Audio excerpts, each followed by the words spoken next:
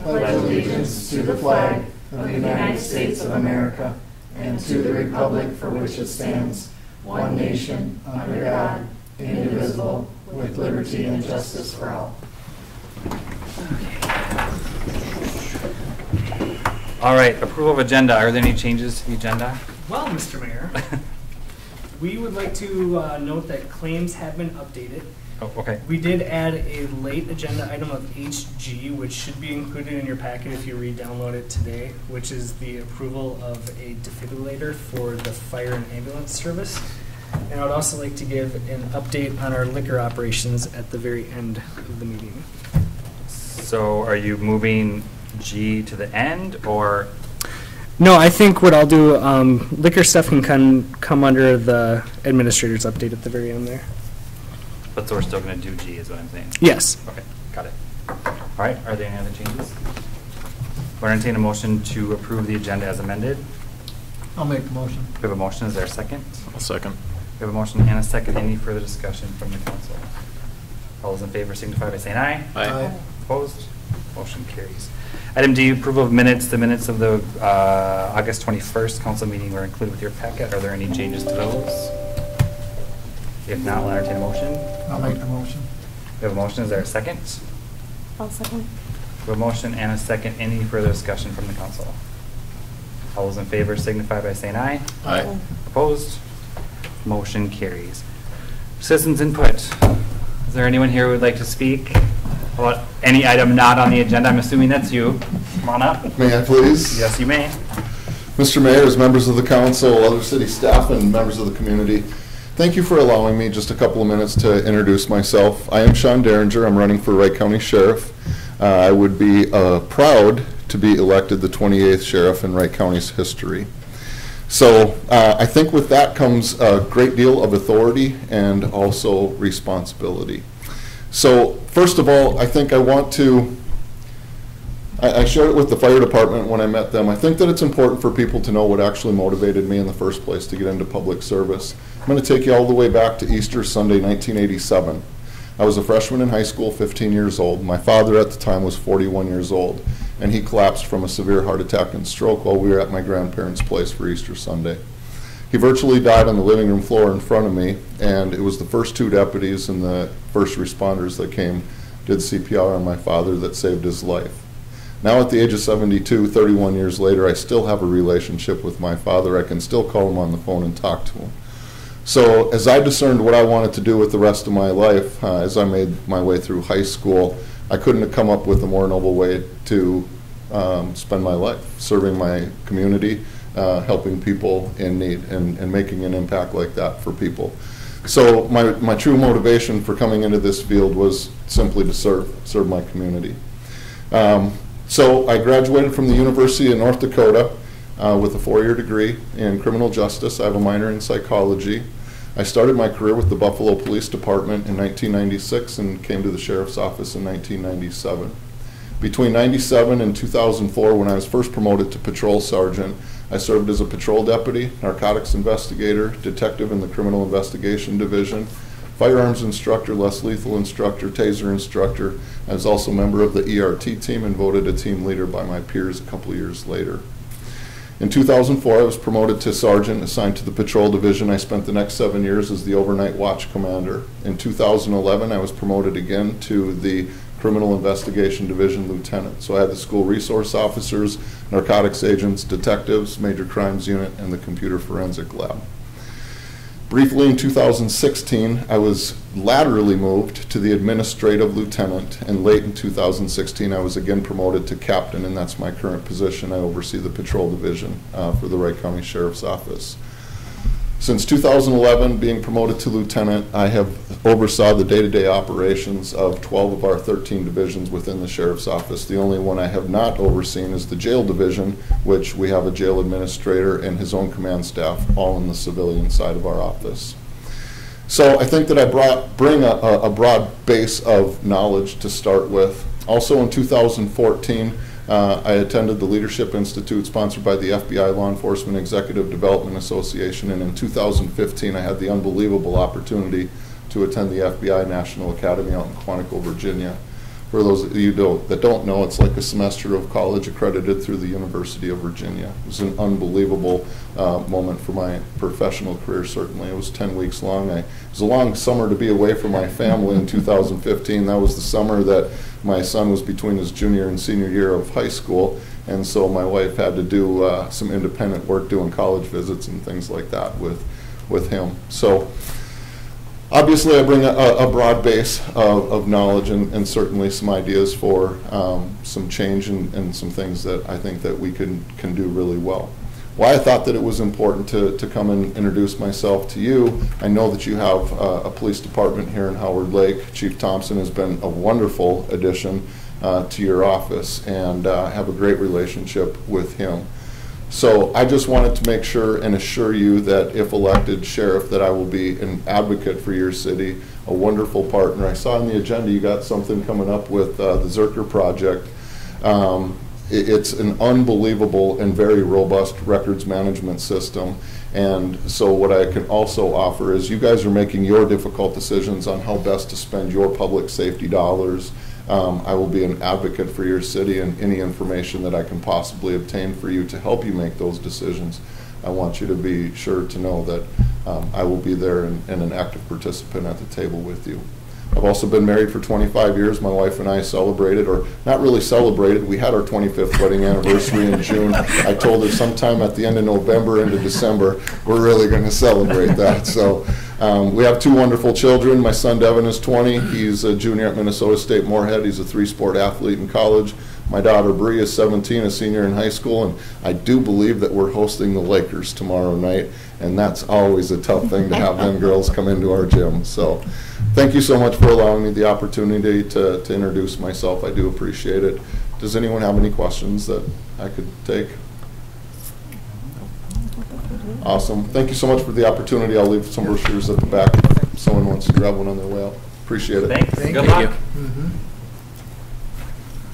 All right. Guess there's no other citizens input. We'll move along. Are there any council committee reports? Other than we met with the fire department the other night on their budget and stuff like that, everything looks good. Anything to add, Jason? No, sir. A wastewater commission meeting tomorrow. I will not be there. You will be there. I will now. Okay. All right. There's nothing else. We'll move along. Department reports. The Howard Lake Municipal Liquor financials were included with your packet. Are we going to run through those, or? No, receive and file in both the department Okay. reports. Same with the paving project update. Yes. So read those at your leisure. Item H, consent agenda. We have a bunch of items on there. I'm just going to read through them really quickly, and if we need to discuss any of them, we can pull them off and talk about that. But we have consider accepting all reports and payment of claims. Consider accepting various personnel appointments. Consider approving fall cleanup date of October 6, 2018. I'm just going to say that again because people always ask. October 6, 2018. Do we have a time? 8 a.m. 8 to 11. 8 to 11. No construction waste. Just as a reminder.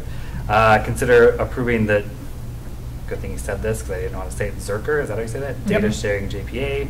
Consider adopting ordinance 2018-02, amending the city code chapter 2. Consider adopting ordinance 2018-04, amending city code chapter 10.03.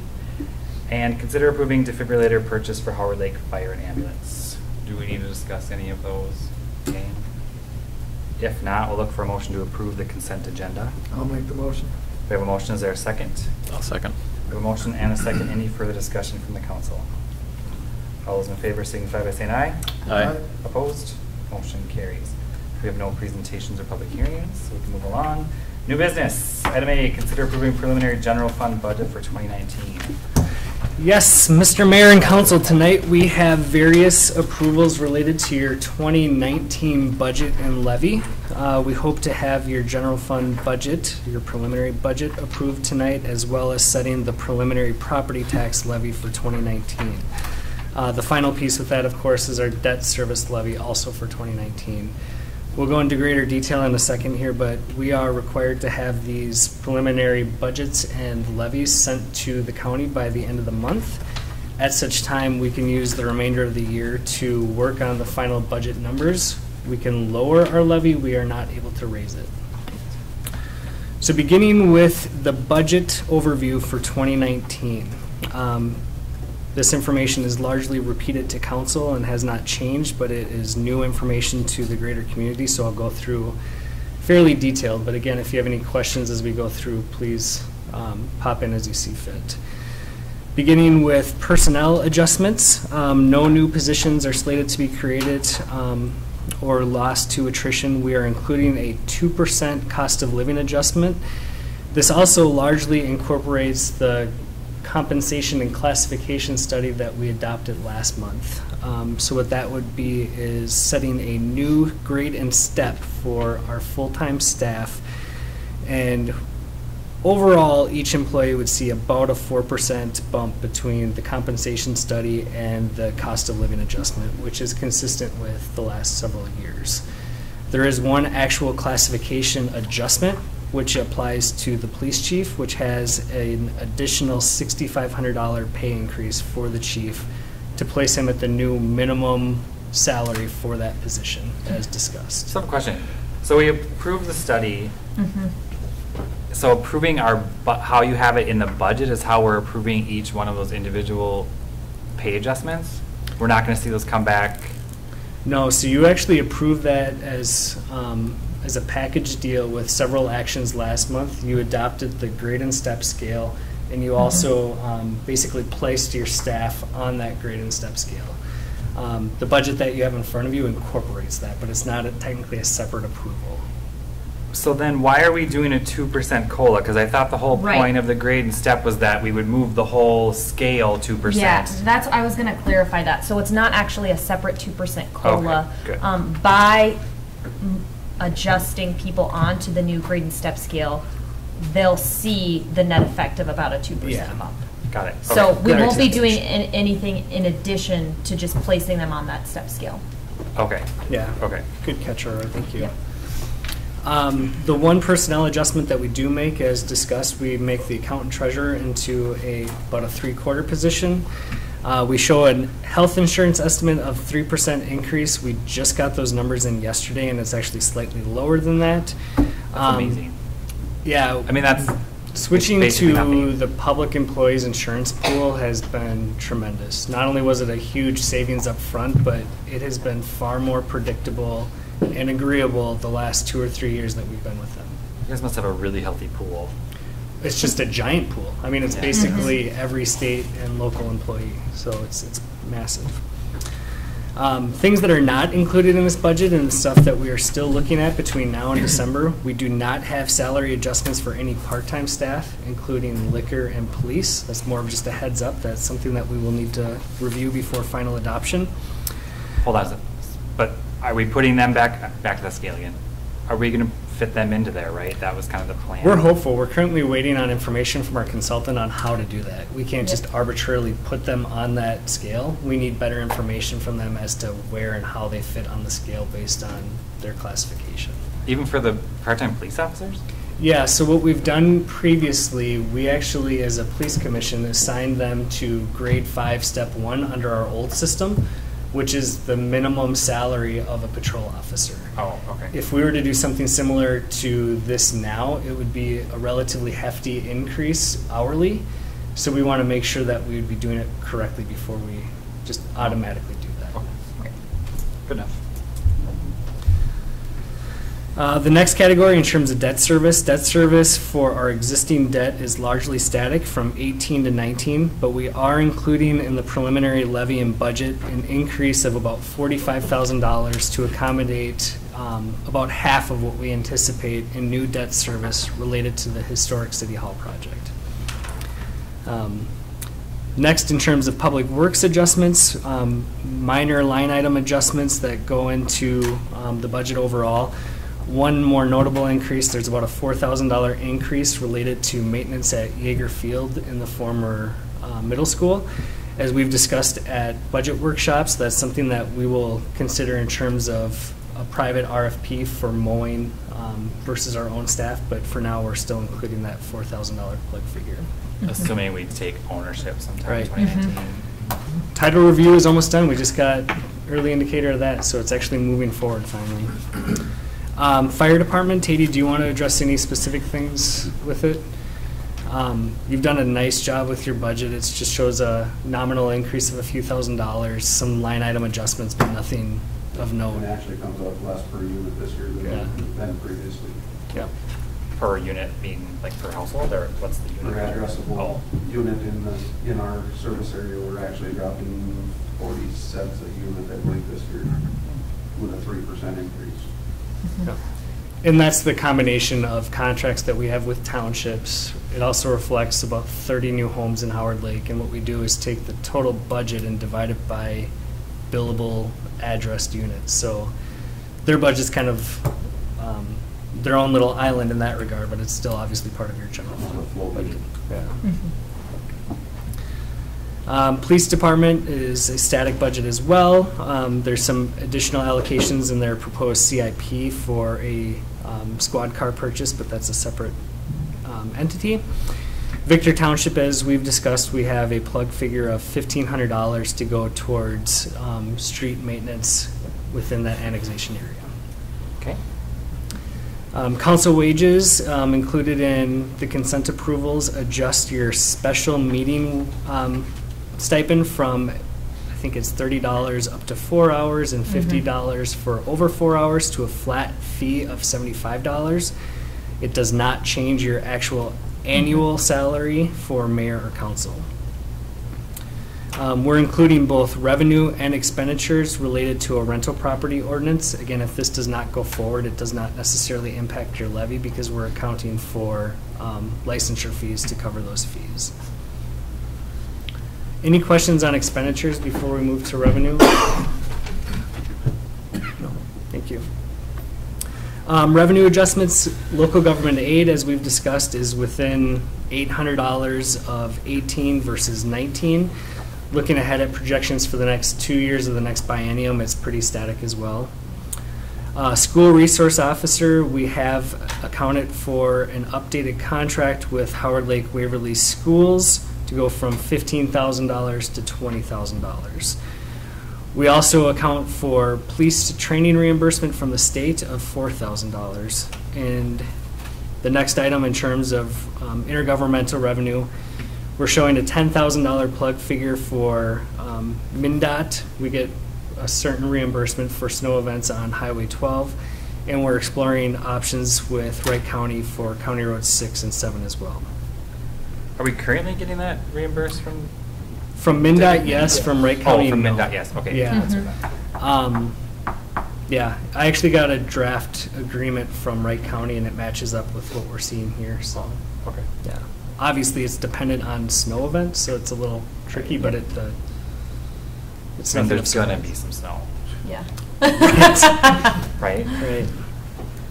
I note operating transfers in. We are carrying a debt service fund related to Forsman Farms, which offsets the general fund levy that we have associated with the industrial park.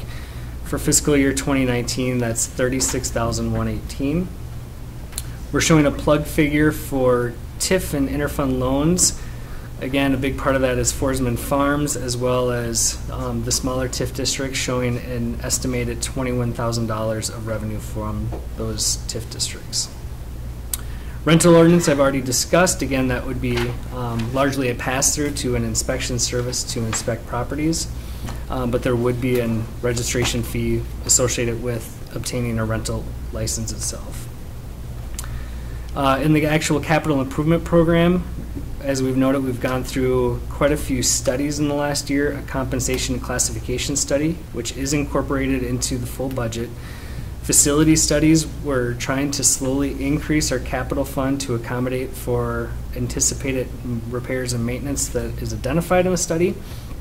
Public Works, as we've discussed tonight, is something that continues to evolve, but thank you, Shannon. We'll probably have a better answer for that a month from now, Evolve 2 or months from now. devolve, Yeah. depending on how you look at it.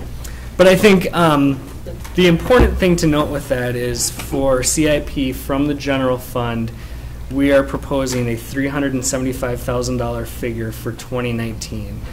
That is an increase of $40,000 over this current fiscal year. So looking at your tax capacity and market value. Can I just say something really Yes. quick about that? So just as a reminder, I mean, we're not saying that all of those projects are necessarily going to get done in the timeline that we laid out, or that those funds aren't directly earmarked for those projects. I mean, that's the whole point of having a CIP is so that you can plan for it, but you still have some flexibility to sort of change your mind in the future. Yeah, I think that's a good distinction, because I think in future meetings, especially forward-facing to the greater community, you're going to have a better understanding of what projects you're doing and when we're done with the exercise with Shannon with David Drown Associates, right?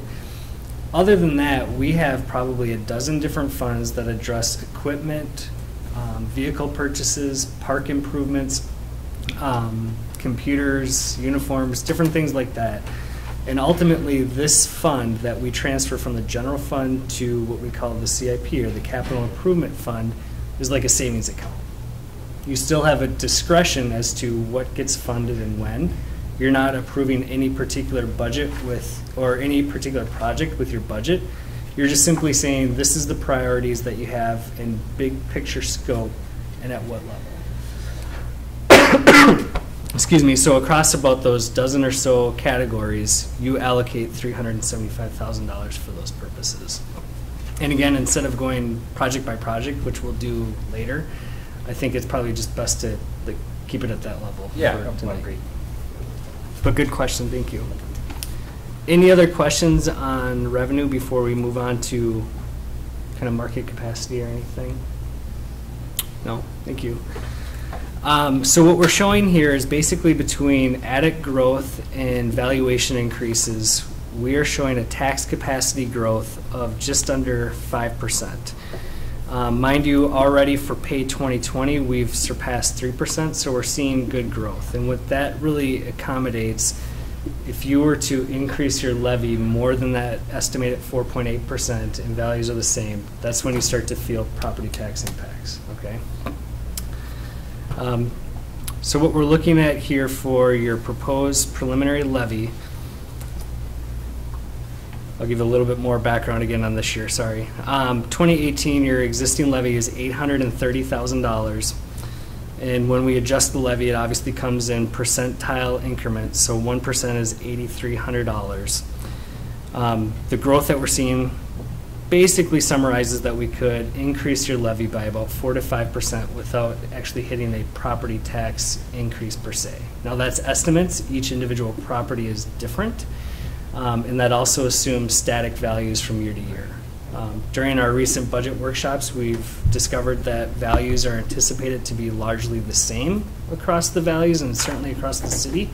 Year to year, we're not going to see big adjustments like we have in previous years. So really what this comes down to is addict growth in our community. Does that make sense? I went super quick for the sake of time. Thanks. And you're going to hear this 2 or 3 times again. So in quick snapshot. Hopefully it doesn't change too much. No, in fact, I think in kind of cutting to the chase, because what we're showing here is a relatively large levy increase, I think our goal is to refine numbers and certainly bring that down. But as I started this presentation with, you have the opportunity to lower your levy. You cannot raise it after the preliminary levy.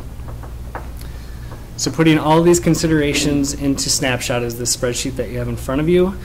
You're looking at general fund expenditures of just over $2 million, general fund supported debt of $36,000 and $56,000 related to the industrial park, which is offset with the debt service fund that we have, $56,000 related to Turning Trails and Dutch Lake Preserve, and that $45,000 that we reference for future debt capacity related to the historic city hall. So total general fund expenditures of $2.1 million. A snapshot of our general fund revenues that we anticipate, $572,000 of local government aid.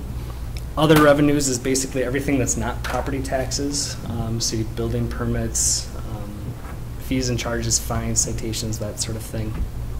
And of course, the property tax levy itself of $969,000 for a total of $2.2 million.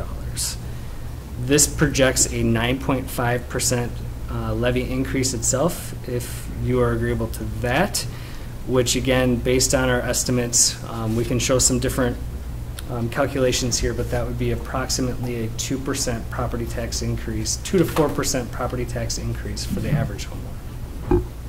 Assuming the values. Assuming the value Are is the same. flat. Yes. Is that other revenue amount always that high? It seems high. We added like It is different high. categories, but again, like a chunk of that is 36,000 or 16,000 of building permit revenue. That's the TIF revenue. That's the interfund from I suppose the the SRO. debt service. Yeah, Money from the school. right. Okay. And this has not changed from our budget workshop last week. Okay. So I'm assuming you're looking for a motion, one way or the other? Yeah, tonight again, what we're hoping to have approved is the preliminary general fund budget, which is basically the long-winded story that I just gave you of the anticipated expenditures and revenues. A separate action would actually be setting the preliminary property tax levy of $969,000, and the third would be a debt service levy, which is included in that as well as a third action itself. Moving forward, we will have our truth and taxation hearing. The taxation hearing is scheduled for December 3rd? 4th, thank you. Right here at City Hall. The information that property tax or property owners receive is based on the preliminary levy that you set tonight.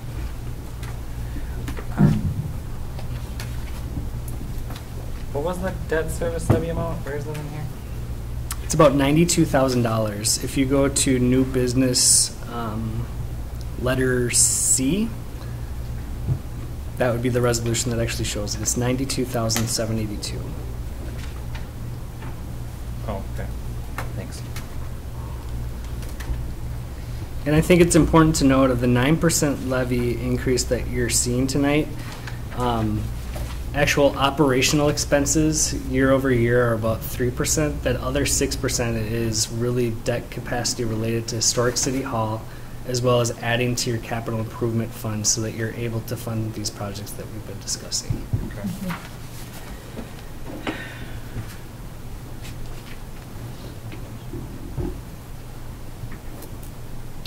All right, council, questions, thoughts? Anything you want to add to the budget? 'Cause now's your chance.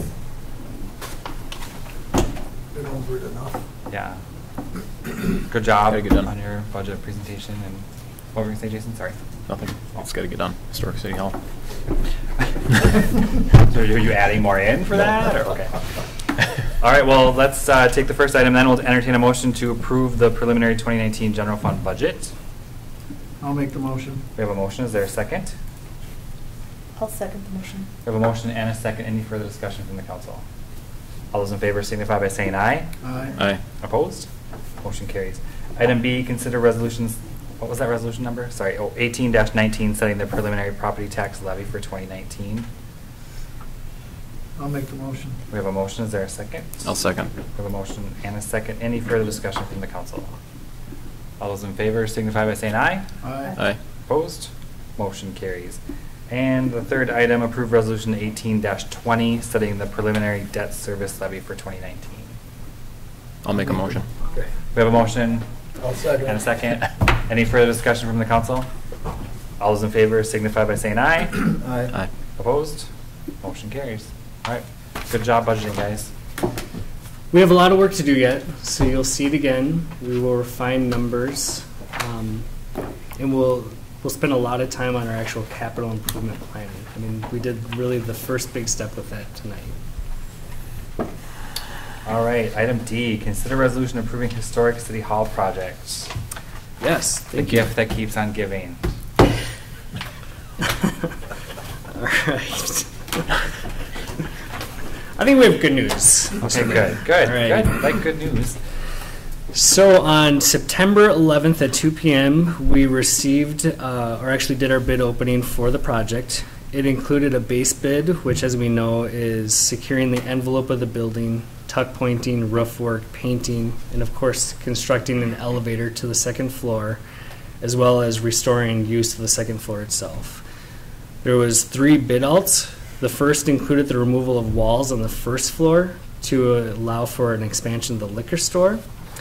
The second bid alt included enhanced finishes in the former stage area in the form of wainscoting or scotting. I don't even know how to say that. The third is a feature light and some added enhancements on top of the floor space on the staircase. In all, we received 5 bids for the project, which was a nice thing after we only received 1 bid, of course, last time. The bids ranged on the base bid from 1.2 to 1.4 million. Once you included the all the bid alternatives and so forth, the apparent low bidder was Gopher State Contractors with a total bid of $1.346 million. Again, this is a reduction from our first bid opportunity of $254,000. So looking down this again, Gopher State's information is included there. 1.261 for the base bid, alternate 1 of 65,000, bid alt 2 of 17,200, the third of 3,100 for a total of $1.3 million. Coming up in future agenda items, we'll talk about bonding, but as far as non-bonding, non-tax dollar project dollars into this, we have $355,000 in grant funding from the Small Cities Development Program, the current revolving loan fund of $165,000, an insurance claim from the League of Minnesota Cities of $25,000. I've been working with them this week. I think that's probably going to be closer to $40,000 or $45,000, so a little bit more in that regard. The Howard Lake Historical Society of $2,500 itself, which leaves a bonding need of $799,000. Again, we'll get to the actual bonding in future items. This item itself is seeking approval of the project, but I do want you aware of the funding sources. Tonight we do have Patrick Bougie of SCH, the architect, here to answer any questions about the bid received, how we anticipate to move forward, assuming that you approve the project itself. Yeah, I would open up to any questions that you may have.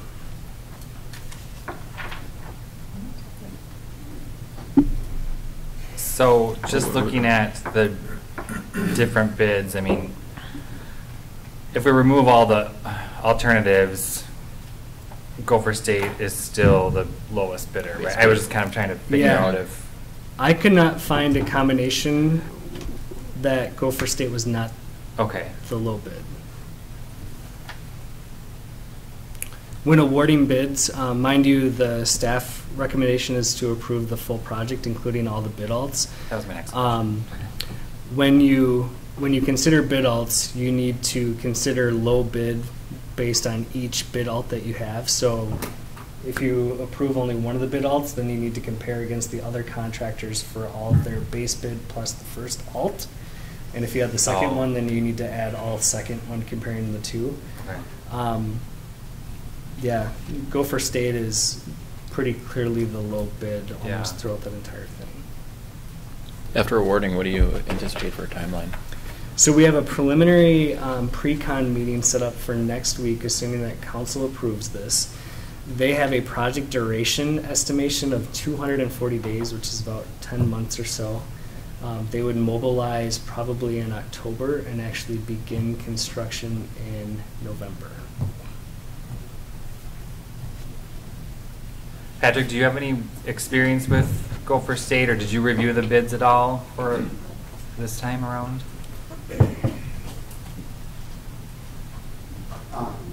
I did review all the bids. I don't have any personal experience with Gopher State, but I did check their references, and their references are positive. So there isn't anything in that regard that concerns me. I've had a number of discussions with their project manager and their corporate leadership, and I'm confident that they're ready to do the work. Okay, good. And they're comfortable being it's a historic building, and like that's not a concern for them, or? They have historic building experience, so they're good. familiar with that process and the things, and that was a particularly long part of the dialogue, is the understanding of the unique components of this building, to make sure that they're not just going to be caught unaware by some of the things that have to be qualified and approved as they go forward. Right. Yeah, and even just working in a building of that age, obviously Right. there's some things they could encounter that or unexpected, and, well, that's good to hear. Yeah, yes. With possible projects Thanks. in November, October, November, December, not just this one, but another one that we'll probably talk about that was in an update. Do we foresee any issues along Highway 12 with a couple of projects happening at the same time, builds, or? Not really. So both of them require necessary permitting if they actually disrupt Highway 12. Okay. One of the changes that we made from the first bid opportunity to the current was actually removing all of that interaction with Highway 12. That was a big cost savings to get water from the back of the building versus the highway itself. If we were to get water service from the front of the building within Highway 12, we would have to pay for a permit, detouring, and reconstruction of Highway 12. So avoiding those things, pretty We don't much. wanna do that. Yeah, I mean, it was a smart modification to the bid package. I think some of the bid clearances and bid conditions that we built into this round really requires the awarded contractor to do staging on the east parking lot right now, which works out fairly well because it's a nice flat area where you Yeah. can put materials and equipment. That would still leave the west side open for the liquor store itself, so it shouldn't. Okay. Good question.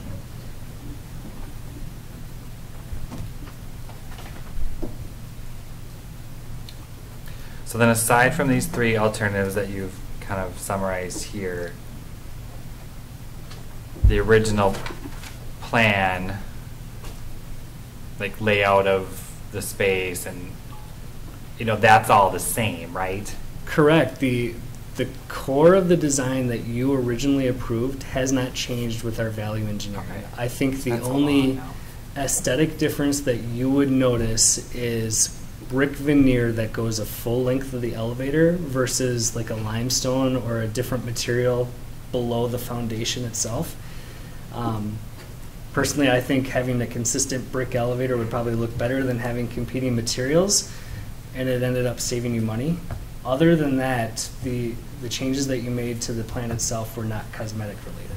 Except for that whole plaster as opposed to sheetrock. And again, if that's done appropriately and correctly, you should be able to look Yeah. up and not see a difference. Well, it's not like sheetrock looks bad. Right. Okay. Is it $355,000 guaranteed, or is that an Yes. estimation? Okay. Yeah. it And when do is you start, when does that process start? Almost immediately, and part of the agreement that we have with SCH requires them to do all the draw request, all the grant monitoring, and all the related reporting, which is kind of a hassle because it involves prevailing wages, grant reports, all that stuff. Any chance that Voyager fund balance will be larger by the time we get rolling with this? It will be, but not much. We're seeing a couple $1,000s every month or so from existing loans or loan. So for example, That's when we were something. talking about this, I think 6 months ago, it was like 155 or 160. So it's not going to be noticeably higher, but a little bit. Okay. Tell me one more time that timeline, I'm sorry. Yeah, good question. So we have a pre-con meeting set up, I believe, next Tuesday. Is that what I saw in that email? Correct. Yeah. A pre-con meeting set up for next Tuesday. It would take a little bit of time, a few weeks, I'm sure, to exchange contracts and get all those fully executed. Beyond that, we would anticipate to see mobilization begin probably in the middle to end of October, and they hope to have actual bricks and mortar starting in November. 240 days after that, roughly. Yeah. And so you'd have 240 substantial, days. that's a good point, though. We are hoping to see substantial completion by July 30th, 2019. June 30th. June 30th, thank you. Oh, can we push that up to right before Good Neighbor Days? That would be pretty cool. It would be, but I think it'd be a stretch. Again, one of the We're doing changes it. that we made to the bid docs, we're actually extending that construction because we were trying to do that the first time, and it was just a Oh. really aggressive timeline. Mhm. One of the most But difficult. we were starting later in that plan We're also, right? Yeah, we're actually starting a little bit earlier because like the time Right, to read that's what I mean. Yeah, yeah, but we did allow greater flexibility in completion, which we know from talking to the contractors that bid, that was a big part of why they bid in the first place. Well, I won't push it then. Yeah, we can always ask. I just think like that was part of our strategy to reduce the cost by $250,000. And that's assuming all 3 bid alts, not that those are adding like a ton of time probably, but. Okay. Anything else, gang? Well, I guess we'll entertain a motion. I'll make the motion. We have a motion. Is there a second? I'll second. We have a motion and a second. Any further discussion from the council? All those in favor signify by saying aye. Aye. Opposed? Motion carries. Item E, consider resolution providing for competitive sale of geo abatement bonds. That sounds exciting. Yeah. Tonight we have Shannon Sweeney with David Drown Associates here to discuss some financing options. One of the things I do want to show that's included in your staff report is essentially questioning or asking the question to council rather of what we would like to bond for. We show a gap of about $799,000 from what we have currently set aside for this project and what we need to award the bid. I am suggesting that you increase that because we do not have a formal contingency fund for this project. Okay. So the proposed GEO bond would be $900,000 plus issuance fees, but that is one area that you'd still need to discuss tonight. Okay. With that, I'll let Shannon kind of walk you through what the consideration is. Sure. Mayor and members of the council, Shannon Sweeney with David Drown Associates. In your packet was some material related to initiating the process to issue general obligation tax abatement bonds. Understand that cities are created by statute. Our ability to borrow money is dictated by Minnesota statute. We look to statutes that provide us the most efficient means to borrow money when we're looking at a project like this. Tax Abatement Authority does that in our estimation, provides the lowest overall cost of borrowing that's available to accomplish this project. Allows the city to implement a tax levy and make its general obligation pledge, meaning its ability to levy tax against its community as a means of repayment. Tax Abatement Authority requires us to hold a public hearing and to identify parcels within the community that, one, benefit from the project, and two, pay sufficient tax to make the debt service payment. Now, a notice will be published for that public hearing that identifies specific parcels in the community, but recognize that any abatement levy that's made in order to make this bond payment is spread against all taxpayers of the community in the manner that all other property taxes are. It's just a requirement of statute to establish this parcel list. Those parcels that would be identified in that hearing notice wouldn't be treated any differently as a result of being identified in that hearing notice. And so, if you get questions from the public, if you choose to move forward about why my parcel is listed on this public hearing notice, assure them that it doesn't treat them any different for property tax purposes than any other resident. So I want to make sure you were clear on that.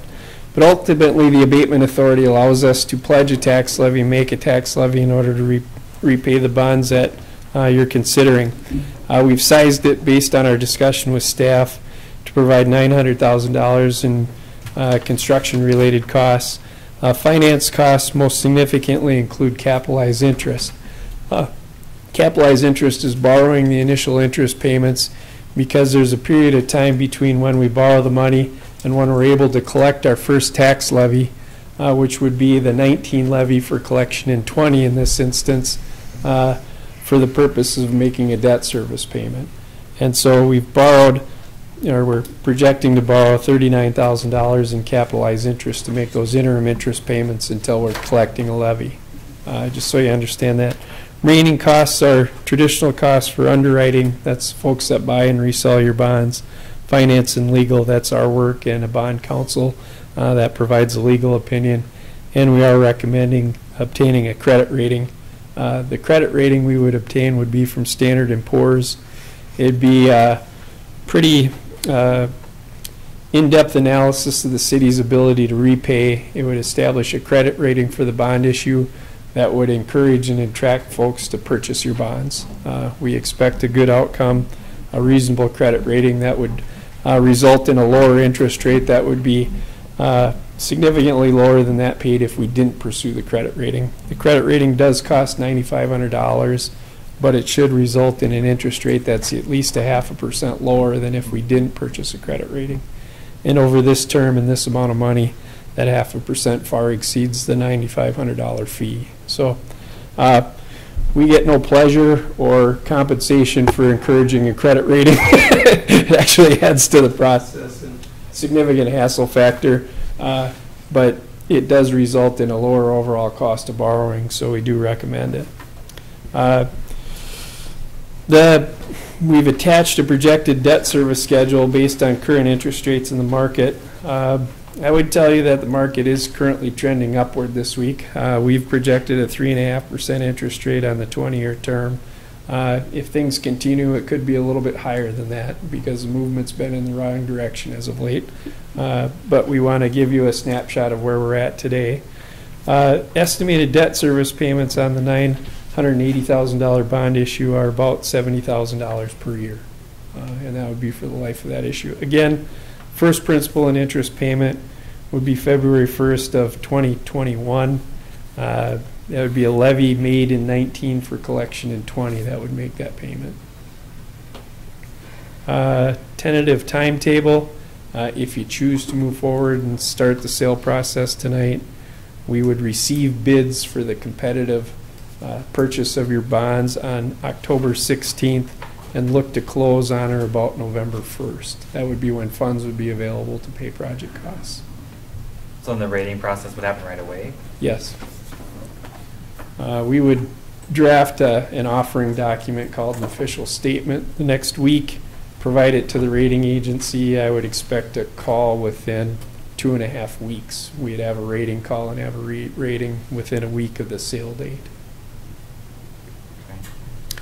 On the day of sale, it's scheduled to occur on the date of your next council meeting. We would receive bids that morning and present them to you that evening for award. And if they come back unfavorable and we reject it, then do we go back and unapprove or reevaluate the project as a whole? You just awarded a construction contract. So unless you want to use a lot of cash reserves, you would really need to move forward with bonding. I think we talked about that at our workshop.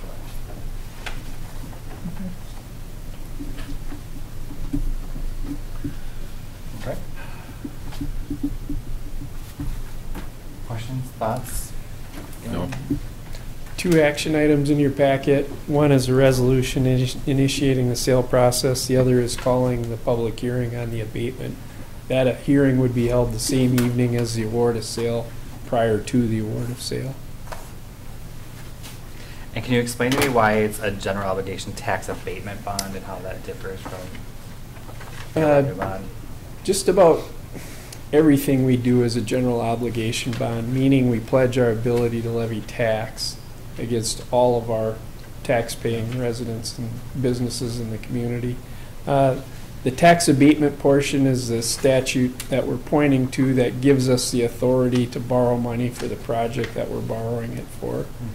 Tax abatement authority provides a fair amount of flexibility in what we can borrow money and pledge a tax levy in order to implement, including a project like this. And I'm sorry, what did you say the date of that public hearing was again? Same evening as the award of sale. It's the 16th, I believe, of October. So 10, 16. Yep. And that was the second separate motion that you wanted, right? Yes. Setting the public hearing date. Okay. Yep, there's 2 resolutions. One is calling the hearing. One is authorizing us to start the sale process. Okay. And your materials do propose a $900,000 figure. Like I said, that is something that you could discuss, is borrowing less and using cash reserves in the event of contingency. But right now, the materials in your packet are for $900,000.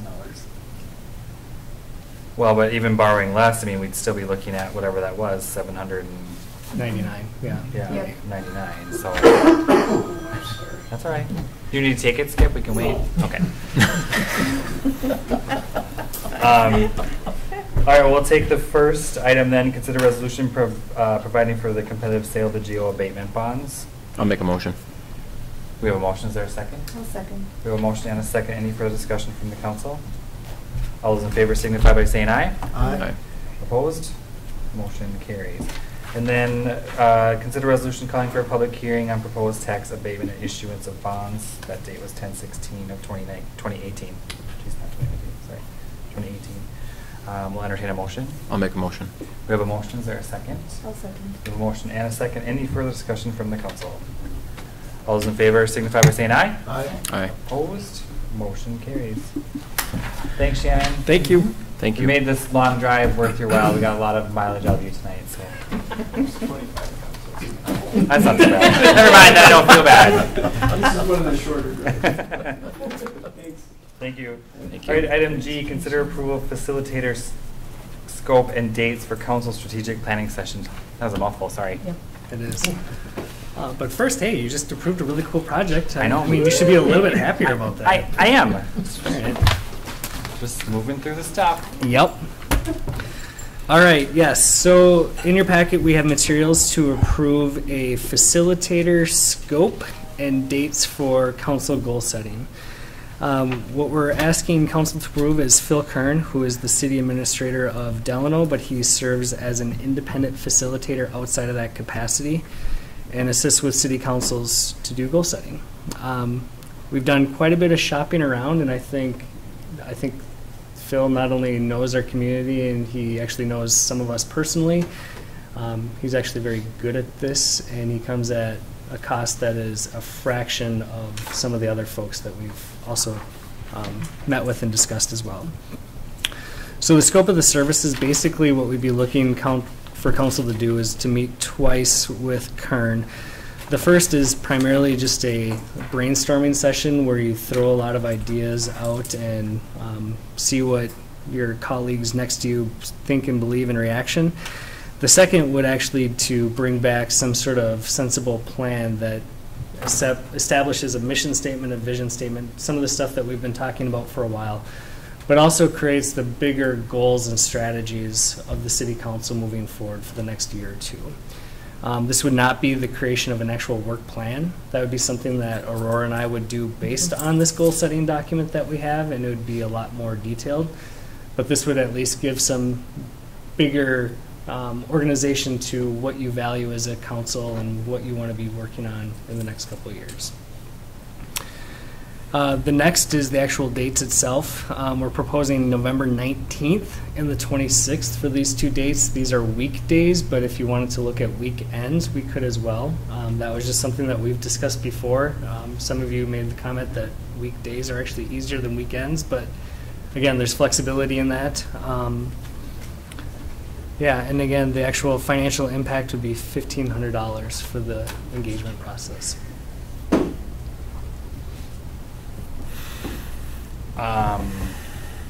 Do we have to approve those dates tonight, or, I would I know like you to want to set get them, something yeah. on the calendar, okay.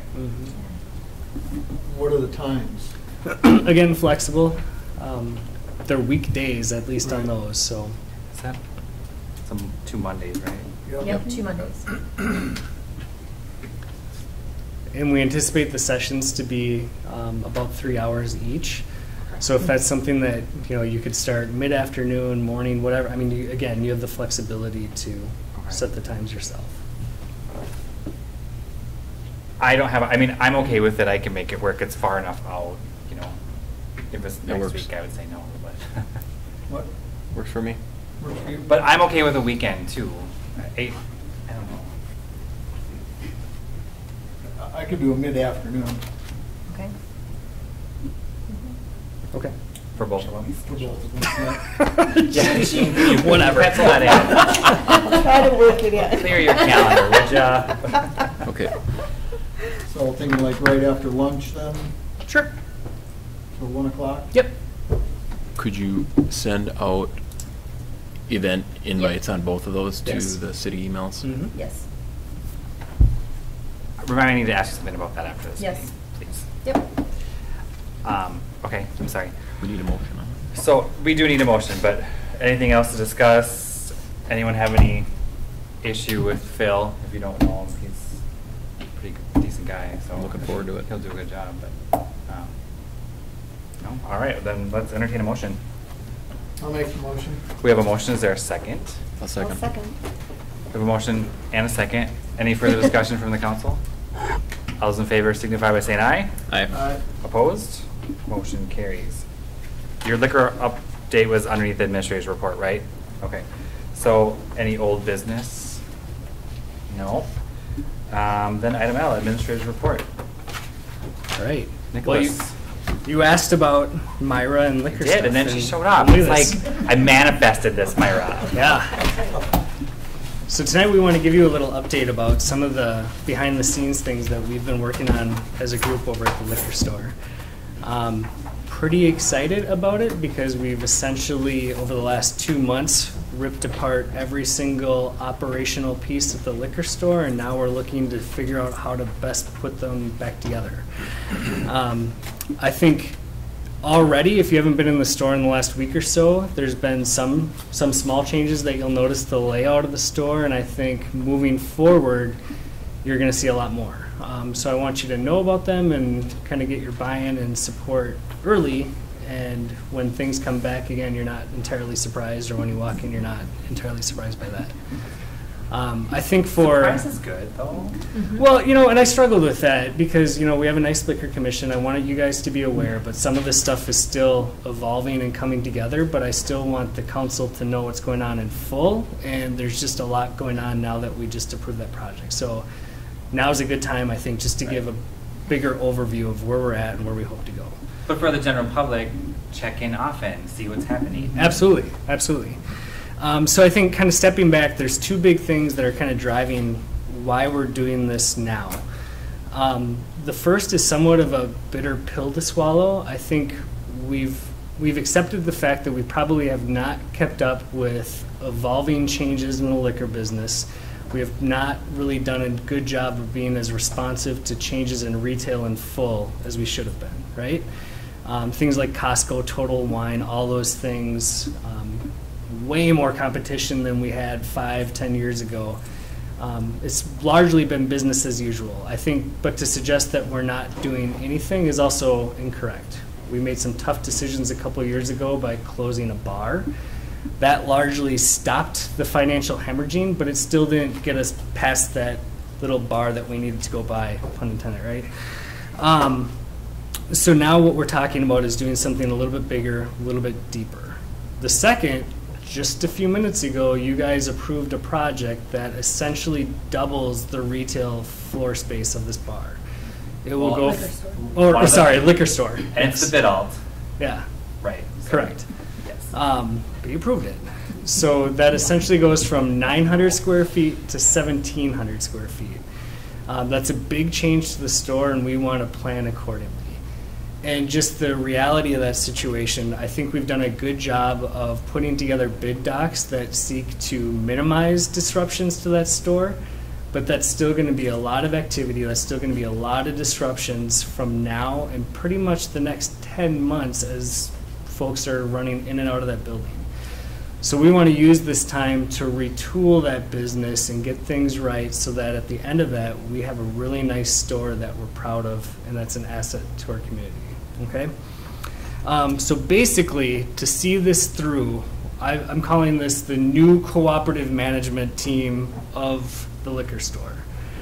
Pretty excited about it, and that's why we have our friends in the audience here tonight. The first, Skip Miller. You don't mean Tatey, right? Just checking. Just We checking. anticipate Tatey to be our best customer. Yeah. Just kidding. I'm sorry. Yeah, so starting, Skip, he's our literal ringer. Pretty proud of that. He's not only our sales clerk, but he's also a career salesman. He is actually the guy that started a lot of this by planting the seeds with Myra and me 3 or 4 months ago, and we're just now catching up to him. Pretty proud of what he does at the store. If you have not had a chance to meet this guy, you should know him. He makes a deliberate effort of knowing everyone that walks in the door. It's pretty impressive. The next one's Sherry. Sherry, thank you for being here tonight as well. One of the things that we're learning is that we just need to do a lot better job of analyzing and receiving information, right? So Sherry, who is a career business analyst and now is our accountant, has a pretty incredible ability to take a ton of numbers, a ton of data, and put it into a spreadsheet. That's something that we have not really had the capacity to do before, and especially with the focus with this. I think she has a spreadsheet even for her calendar. It's ridiculous. She has a spreadsheet for her spreadsheets. Probably. Yeah. To track all my spreadsheets. Yeah. But it's just been fun updating reports, creating reports, and figuring out what to do with them. And to that point, one of the big things that we've been learning as we go through is this term data-driven decisions, right? Basically, what do we do with the information that we have?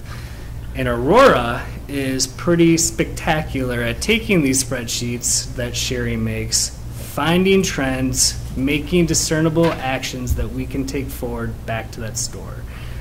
Pretty exciting stuff. On top of all that, we have Miss Myra, who is still our leader, still coordinating all of this chaos, and that does not change with this plan whatsoever. She is still the leader in charge. She's still running all the staff, which is chaos in and of itself. She's also that friendly face that everyone knows, and she knows everyone walking in the door, and that has a tremendous value moving forward as well. So really, what does this mean? I think, in short, we have not given Myra enough backfill capacity, and that's what I'm kind of showing you with this shtick right here. We have people in City Hall that have additional capacity to help with reports, to help make better business decisions, and that's what we're doing moving forward. What you'll see with that, at least as a customer or if you were to walk in there, for right now and for a while, really good discounts and sales, like tremendous discounts and sales. Because as we look at these reports, we're realizing that we have a lot of product that isn't selling or isn't selling as fast as we need it to. So we're going to get rid of it. We have about 2,200 individual SKUs. I would not be entirely surprised if that comes down by upwards of 25% when we're done with this. But to get there, that will be a fire sale to get rid of that old product. We're also working with our vendors to swap out product and to get in some different stuff, but for right now, you're going to see really good sale prices up front by that counter. Check it out. I think last week we sold pop for a penny that was expired. Is it going to be all at once, or are you kind of just taking it in? Great question. So what we're doing is going by product Let me know class. when you get to the whiskey section. We're going by product class, and we're starting with beer, and we're going to go down the line right through that. So we will let you know. The other thing with that is just simply realizing that with having less products in that same size space and understanding that we intend to add to that space, you're going to see a better merchandise store, clearer aisles, and just the ability to walk around. Because we try to get a lot into 900 square feet, rightfully. But it's still a little cramped. Even things like the front counter have been cleared off. We want to be an enjoyable experience when you walk in there and shop that store. By the end of this week, the store will be painted. We can paint a store 900 square feet for $50. Let's just do it because that's a nice fresh look as well. So I think long term. Are people painting it, or are we having somebody do it? We're painting it. Yeah. I think long term, it's even simpler than that. We want this store, and we view this store to be the most underutilized asset that we have as a city. Tonight we started with a budget session that really shows that we have a lot of need and a lot of shortfall to get there, right? I think this store, well run with this team that we're putting together, has the potential of allocating upwards of 5% of the gross sales of the store back to the general fund. Using 2018 figures, that's $50,000. That's a lot of money that you can reduce your property tax levy, that you can throw at projects, that you can repair streets with. That's a big deal, and this is why this is important, right? We realize that that's a big, tall hole to climb out of and a big, tall ask, but I think we can do it. We're working closely with Jason Swanson, who is the liquor operations manager for the city of Buffalo and Buffalo Wine and Spirits. He's been a tremendous mentor. It's just been a really positive experience bringing all these things together. The big thing that we need from council, and frankly the bigger community, we need you to know what's going on and also understand what's going on. Because some of this will involve some big changes, big decisions, not all of them cheap or free. Like, we will have to buy fixtures. We will have to look at what we pay our employees if we're asking them to perform to these levels that we're thinking about here, right? Just a new way of doing business that we have not done previously. So in the meantime, take notice, ask questions, provide us feedback, good, bad, or otherwise, because I think we're at that tipping point right now where things are going to start to happen very quickly. As we put together cost estimates, as we start to make more tangible plans than the kind of broad stuff that I'm talking about tonight, we're going to bring those back to the Liquor Commission first, to the council next, and we want you to take those recommendations seriously. Not all of them are easy, not all of them are cheap, but I think they're the right track, and we're doing it really well this time. And how are we going to pay for those? We'll get there. Everything that we're discussing right now comes back to what is the return on investment. So for example, we're discussing cooperative buying with Buffalo Wine and Spirits. We need to show through our reports, data-driven decisions, that we will sell this product in 90 days, otherwise we're not going to buy it. But the flip side of that is right now we're buying product every single week. We have freight charges, we have special drop charges, we have these break case fees that we pay with it, not to mention the fact that when you buy by volume, it's a cheaper thing. Right. So all this, again, may involve a larger upfront investment, but we're going to do a really good job of showing you why it's important to consider it and why we believe it to be a good thing. And very candidly, going for broke, if this sustained effort does not produce results, we're going to have way tougher discussions a year or 2 years from now at some point anyway. So this is a meaningful step forward. Okay. So that was a lot to take in. Nice presentation. Thank you. I am so excited for it, though. How do you guys feel? Yeah. I'm very excited. I'm very thankful and overwhelmed by the support. So to Nick, Aurora, Skip, Sherry, thank you. So, John, or excuse me, and Jason from Buffalo, excuse me. so what, I mean, Jason's been there a couple of times, is that right? And so, I would not be entirely surprised if that churns into some sort of like contractual relationship to some sort of capacity. kind of where I was going. Yep. Yep. For two Makes reasons. sense. I mean- For two reasons. First of all, we basically have like a really good hired hand in our store pro bono right now, at least to like kind of figure out the initial stuff that we need to do. The second is being quite honest with bad timing, bad circumstances kind of thing. Myra needs to have a medical procedure done next month. We need help covering the store for that. So we might not ask him to, be here 40 hours a week, but maybe he's here a couple hours to help with ordering and to further this greater task that we're up against as well. My only concern with that would be that, I wouldn't want any of that information or training to be missed out on by, Right. obviously you need to be off. Absolutely. I understand that, but if he's doing everything while you're not there, then, Right. from him, and, if he's doing it while you're gone, then how is that going to continue when you get back? And I'm sure you can work all those things out. I'm not asking for an answer, I'm just saying. We have an answer for that though. So one of the biggest things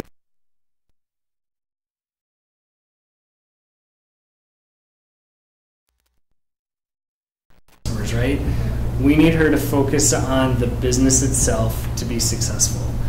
And maybe that's not 40 hours a week like happens in bigger stores, bigger cities, but maybe that's 10 hours. So again, the expenses that you see is bringing in that second person during the day so that she can do some of that stuff. Additionally to that, we've also discovered that there's almost zero redundancy with Myra whatsoever. So again, that's another team lift thing that we're working on with Sherry, Myra, Skip, and us over here to make sure that not only we know how to do some of those things, but we're putting into more of like a procedures manual. So Jason will help with some of the coaching, mentoring, big picture stuff, but a lot of that minutia is going to be recorded too, so that we know how to do it moving forward. So you kind of alluded to more staff, which makes sense, obviously, or at least different staff hours. Are you concerned with finding, people to fill? Because part-time during the day, I would think is a tough spot to fill, right? Right. I do have 2 staff members right now that are able to be more flexible during the day. Oh, okay, good. And then evenings were pretty set. So, because we're not talking adjusting hours or doing any of those Right. crazy No. things that we've done in the it may be past. adding someone just for that couple hours, like from 1 to 4 with me during the day, like a 3-hour period, maybe twice or 3 times a week, so that I could get and really study numbers. That's when I would get Yeah. together with Jason and plan orders, and he looks at things quarterly. So it'd be really nice to plot and to really study and be ready for buys and to. Right. Well, and it's never going to be successful unless you can give it Right. your full attention. Absolutely. It's not something you can do 10 minutes here, 10 minutes there. That just doesn't work. Right. Okay. Well, it's exciting. I'm I'm excited. so excited. How do you see the potential remodel working into this master plan of course? So in a couple different ways. First off, again, we're being quite open with you guys that ripping out walls, having a full construction crew running around upstairs, this is going to be a disruption to this business. So Yeah. we're going to use the crisis and turn it into an opportunity, right? So we're going to work on the business acumen and reset during some of that chaos. The other more literal thing that you're going to see, again, we're not planning on bringing in new product SKUs, new things like that. We want to merchandise the space that we have better. If you go in there right now and if you do a mental picture of what you think of as like a normal store and compare it to ours, we put in a lot of things sideways when, just a condensed space.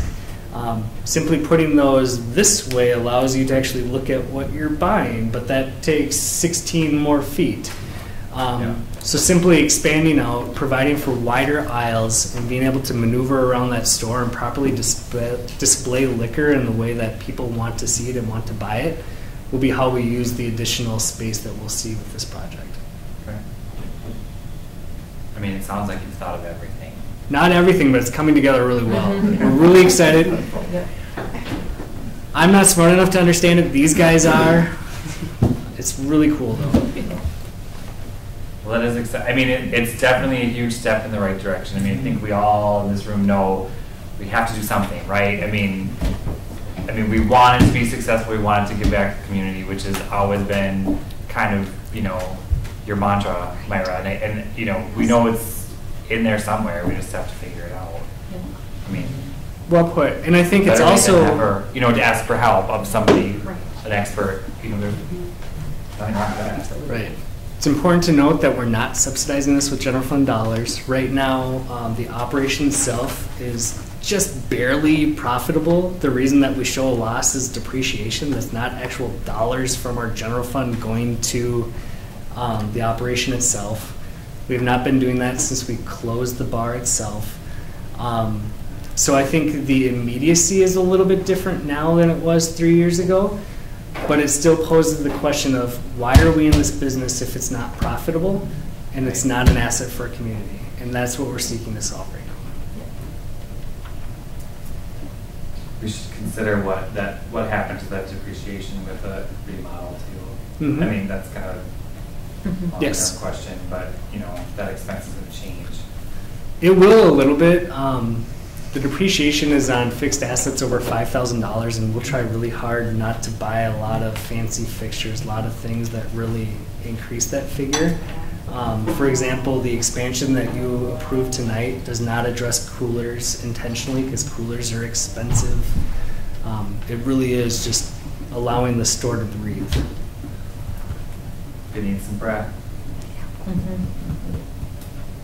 And thank you guys for all you're doing. It's amazing. It's fun to be a part of.